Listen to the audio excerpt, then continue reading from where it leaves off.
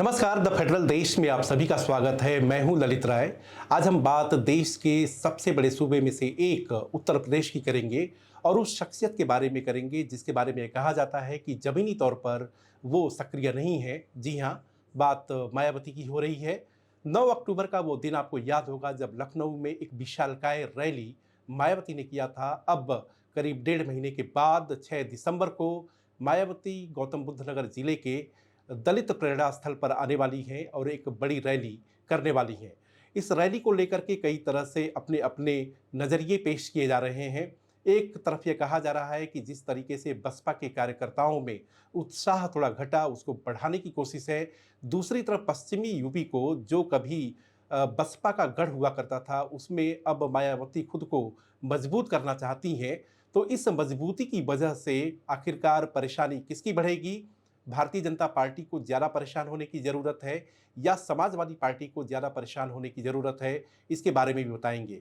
आपको याद होगा कि 2012 के चुनाव में मायावती सत्ता से बाहर क्या हुई कि सत्ता पर वापसी उनकी नहीं हो पाई है।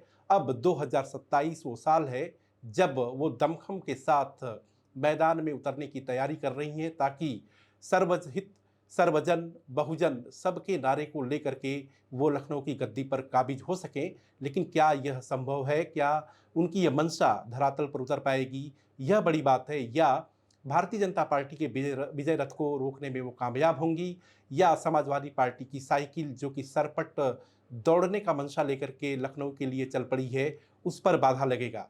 खास बात यह है कि पश्चिमी उत्तर प्रदेश के अगर जातीय समीकरणों को देखें तो दलित और मुस्लिम गठबंधन मायावती का कभी आधार हुआ करता था, लेकिन धीरे धीरे मुस्लिम जो वर्ग है वह उनसे दूर छिटका। और इससे भी बड़ी बात है कि 2022 के चुनाव में 21% आबादी पूरे उत्तर प्रदेश में दलित समाज की है, जिसमें से 26% आबादी पश्चिमी उत्तर प्रदेश में है, जिसमें 80% जाटों हैं।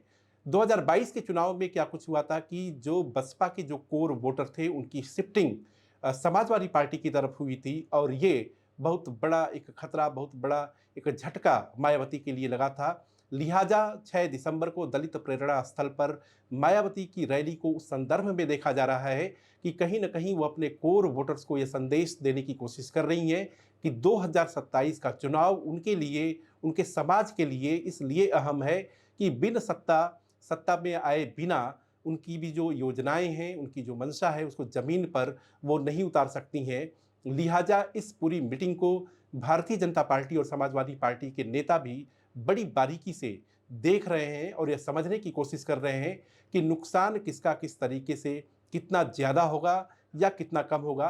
लेकिन कुल मिला करके बात ये हुई कि 403 में जो जीत का जो आंकड़ा है उसको हासिल करने के लिए बहुजन समाजवादी पार्टी को बहुत मेहनत करनी पड़ेगी, क्योंकि बहुजन समाज पार्टी का मात्र एक विधायक 2022 के चुनाव में जीता था। बलिया के रसड़ा विधानसभा से उमाशंकर सिंह ने वो जीत दर्ज की थी। हालांकि उस जीत को बसपा से ज़्यादा उनकी खुद की जीत बताई जा रही थी। तो मिला जुला करके आप ये समझ सकते हैं कि पश्चिमी उत्तर प्रदेश में जिनमें 108 विधानसभा की सीटें हैं, उसमें आज के दौर में भारतीय जनता पार्टी सबसे ऊपर है, समाजवादी पार्टी उसके नीचे है। और ख़ास बात यह भी है कि आरएलडी का भी नाम आपने सुना ही होगा कि जयंत चौधरी जो कभी समाजवादी पार्टी के साथ हुआ करते थे, अब वो उनसे किनारा कस करके भारतीय जनता पार्टी के साथ हैं। केंद्र सरकार में मंत्री भी हैं और उनके मंत्री उत्तर प्रदेश की सरकार में भी हैं। तो लिहाजा इन सारी स्थितियों परिस्थितियों को देखते हुए मायावती का जो 6 दिसंबर दलित प्रेरणा स्थल पर जो रैली है उसको अहम बताया जा रहा है।